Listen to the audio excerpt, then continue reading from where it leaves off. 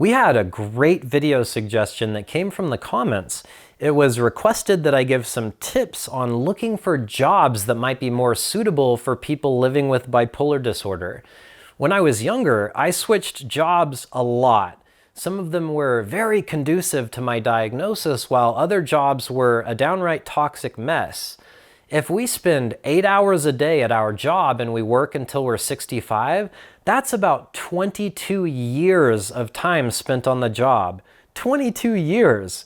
If it's an unhealthy job, that's going to be a very, very long time to spend participating in it. If you want to join the conversation, tell me the best and worst job you've ever had for your mental health. It might inspire others, which is what our comment section is all about. Before I jump into the job suggestions, I want to talk about a few things. First is variables. I've had jobs that were ideal for my mental health, but a toxic boss or coworkers took all the joy out of working there. I've had great jobs with horrible hours or a complete lack of medical benefits I needed to prioritize treatment. This video is no more than a suggestive guide. I can't guarantee these tips will work for everyone, but I sure hope it helps a few people out there. If you have a counselor or a medical professional that knows you well, see what they have to say about a new job prospect. Talk to your partner too. The stress, work hours, and even the people you work with might have an unforeseen impact on your relationship. Throwing that out there from personal experience. Also, most of the new jobs I've started was when I was manic, whether I realized it at the time or not. I'm not saying that's a bad thing, it's just when I feel confident enough to make big moves in my life. I made a very important video called Manic Standards, and one of the things I talk about was starting new jobs while manic. I typically started new jobs working circles around my coworkers.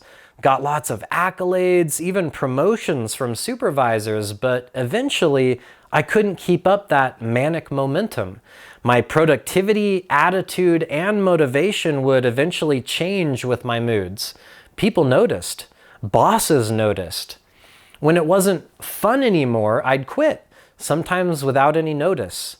If the job didn't feed my manic side, I'd move on to one that did. If any of this sounds familiar to you, like I said, check out that Manic Standards video. Last thing, I promise, before we jump into the topic, there are rock and movie stars with bipolar disorder. There are scientists, doctors, lawyers, and pro athletes with it. That doesn't mean that they're healthy and happy, but it does show that we're capable of great things, even under the thumb of this illness. We all have different abilities and also different levels of severity when it comes to our bipolar. This video isn't going to cover ambitious career options like being a rock star, but don't let that stop you from going for your dreams. All right, so I think to adequately cover this topic, I'll go over 10 values you might consider when choosing a new job, and then recommend a few jobs or career avenues you might think about exploring along the way. This first value is probably one of the most important ones, and this is to have reasonable daytime hours. I've worked many swing and graveyard shifts only to experience some of the worst sleep I've ever known. Don't get me wrong, I had some really cool jobs, some great memories, but they were just really hard on my bipolar symptoms and my relationships. I also highly recommend staying away from jobs where you're on call. Sleep is the air and water of bipolar wellness, as I say. I know some people can handle the demands of working those hours, but it messes up my circadian rhythm, my ability to sleep consistently, even the times that I eat. If I can find a job that provides a consistent schedule of daytime hours, it's key to me providing my best healthy work. If I were looking for new employment, I would check their hours of operation almost immediately. Moving on to value number 2. Environment is a very important consideration. Some jobs are buzzing with energy. Imagine working in an air traffic control tower or holiday help at a retail store. Some jobs come with the responsibility of traveling all over the place. might sound fun at first, but if showering is a challenge during deep depressions, it'll be nearly impossible for some of us to thrive in a job environment like that. I remember I took on a job once in a giant walk-in freezer the size of a football field. It was a massive warehouse for a local food distributor. We had to wear these special suits because the standing temp in there was sub-zero. The money was great, and the job lasted a whole manic 2 months. I remember the day I was loading frozen food onto my pallet and broke down into tears. It was the day I gave my 2-week notice. I was going through a depressive episode and thought it was all because of my job. That was so long ago. If Polar Warriors wasn't my job today, I would consider working at a plant nursery, a doctor's office, or a peer support center. Basically somewhere peaceful, low traffic, and that might even be a boost for my mental health. Value number 3. This is probably a personal favorite of mine. Consider getting a job with tasks that allow you to be active. Dog walking is a wonderful example because it's active but not every hour of the workday. A little more ambitious would be a park ranger, fitness trainer, or a security officer. I've worked security jobs at malls that were just way too much. I've also done stationary guard gate work and it just wasn't enough. Another good one would be working at a library. You move quite a bit retrieving and putting books back. The quiet is nice and the books are like lifting tiny weights all day. I know it's hard to move when we're going through the bipolar trenches, but sometimes the accountability of a job can speed up our emotional recovery process by encouraging movement. I work from home, and most of my work requires screen time. In other words, I spend a lot of time sitting on my ass. It just goes with the territory of my job. I have to diligently, purposefully make sure I go on walks as often as I can or things start falling apart, both physically and mentally. Sometimes all I can do is walk down to the mailbox and back, but I still do it. All we can do is our best, and I really mean our best. Value number 4, work from home. I wanted to give this one its own spot on the list because it kind of fits with a lot of the values I'll talk about in this video. I know it's not always easy to work from home. Maybe for some of you that's impossible. Not all of us have the best home environments. Like I said, these are just ideas and I respect that everyone has a different situation. Working from home happens to work for my partner and I, all the way. I started working from home over a decade ago, part-time work for the most part, and it's been life-changing. It felt so weird at first because I've worked so many jobs in the outside world that waking up in my office took some getting used to. Here's what I like best about working from home. I can start when I wake up, which ensures I get the rest that I need. The rest I need fluctuates, so it's nice to sleep in when my body needs it. Like I say, sleep is the air and water of bipolar wellness. When I'm symptomatic, damage is reduced greatly in my life by not being around other people. I don't bicker with coworkers or annoy my boss. Additionally, I can throw in the towel on really bad days and take total self-care. Now, I do have some concerns about working from home. I have to set alarms to make sure I still keep to a daytime work schedule. It's so easy to start working later and later until you're literally working into the early hours of the morning. Personal hygiene is also important. On rare or manic days, I'll shower, put on some dress clothes, and even throw on some cologne, just to stick to a healthy routine. It's all dressed up and nowhere to go, and I'm totally okay with that. Sometimes I'll go to work from a cafe, a restaurant, or even my family's house just to switch it up a bit.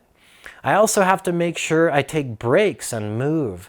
This is so paramount to a healthy work-from-home relationship, as I talked about in the previous value. Lastly is finding a boss that's willing to work with my on and off days. This took some getting used to and trust development between employers and I. It took some back and forth discussions and adjustments on what they could expect from me. That was a long one, so moving on to number 5. Make sure there's the potential to take breaks. Sometimes I'd have to get creative and go to the bathroom a lot just to separate myself from getting overstimulated. Coworkers used to joke about my bathroom use, but little did they know it was me recharging my mental health batteries. I'd meditate, stretch, or put in some earplugs for just 5 minutes. Now I have noise-canceling headphones that I use for moments of temporary escape. Those breaks in between breaks are a must for me. I can't do just 30 minutes every 4 hours. I mean, I can, but it's horrible for my mental health.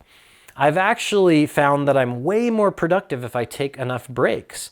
You can always tell your boss that you have a medical condition and need to take bathroom breaks more often than others. I can almost guarantee they won't want to know the details. Now for value number 6. This would be to explore disability benefits. For me personally, that was a hard one to swallow, asking for help like that. It honestly took my ex-wife and I to be without a car, living in a friend's garage during the dead of winter to finally ask for help.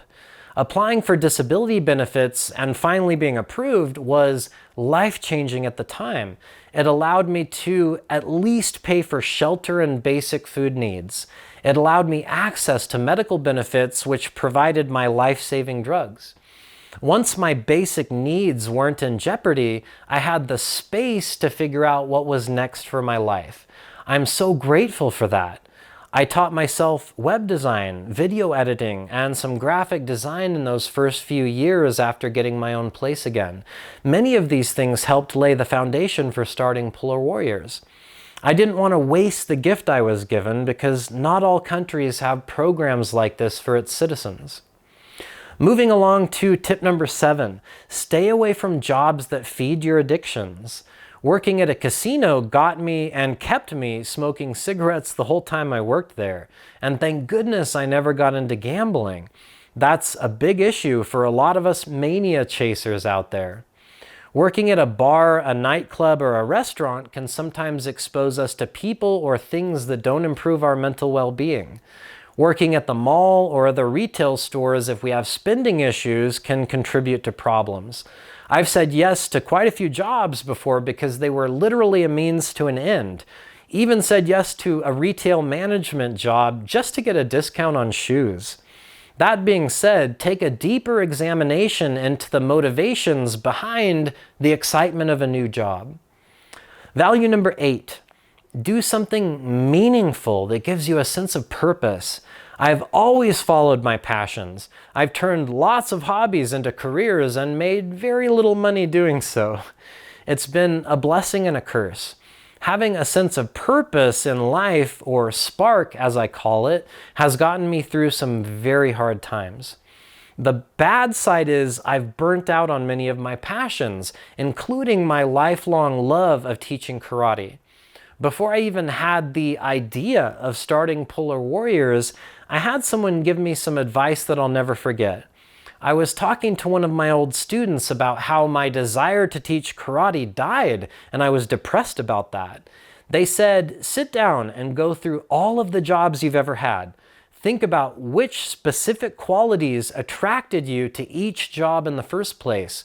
Find a new job that provides those things. Sounded simple enough. I started my list. I want to teach. I want a job that helps others. I want flexible hours. I want to work from home, etc., etc. As the list grew, it became easier and easier to determine what I needed to do. I decided to start Polar Warriors. One of the surprise benefits of finding something that gives me purpose is that it also makes it much harder to give up when I'm depressed.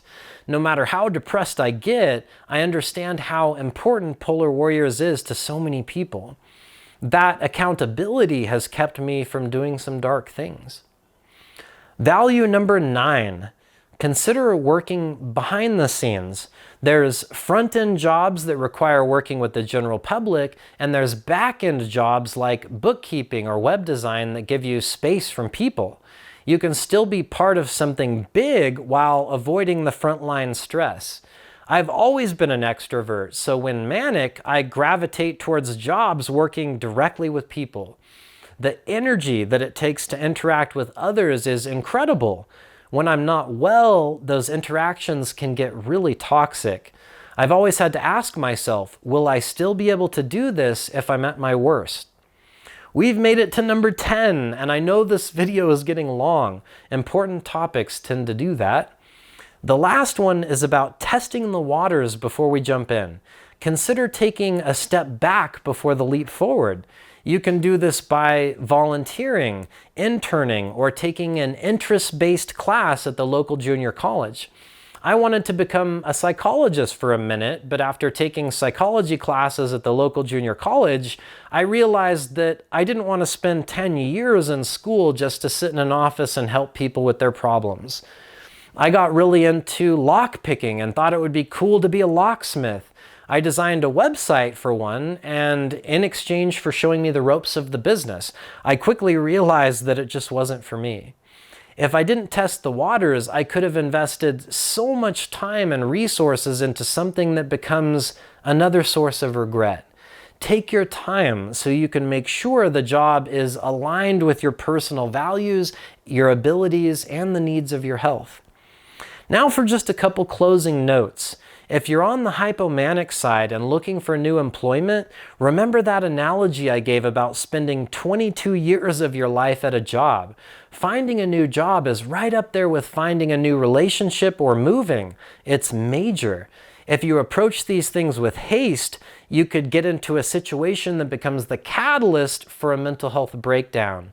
I say that from a place of personal experience. As mentioned at the beginning of the video, I know some of you are ambitious. Maybe work in the stock market or manage an office with 100 employees. If you're already super vested in a job, see what you can do to bring some of the values I talked about into your world. Maybe you schedule a weekly massage, start actually taking your breaks, or join a support group outside of work. I had to work while I was starting Polar Warriors. It took a couple of years before I could take some time off from my day job to follow my YouTube dream. You have to start somewhere. Value number 8, finding what gives you purpose is a great starting point. The very last thing I'll mention is that I made a video a while back that talks about if and when you should disclose your bipolar disorder to an employer. It's semi-related to today's topic, so it might be a great video to watch next. On behalf of the entire team here at Polar Warriors, thank you so much for watching and supporting what we do. If you want to become a Polar Warrior producer and have your name in the video credits, join us on Patreon. My team is 100% supported by viewers donating, and we need your help to keep a good thing going. There's a link in the video description, so check it out. Take extra good care this week, and I'll be back here soon with more Polar Warrior videos. Stay well.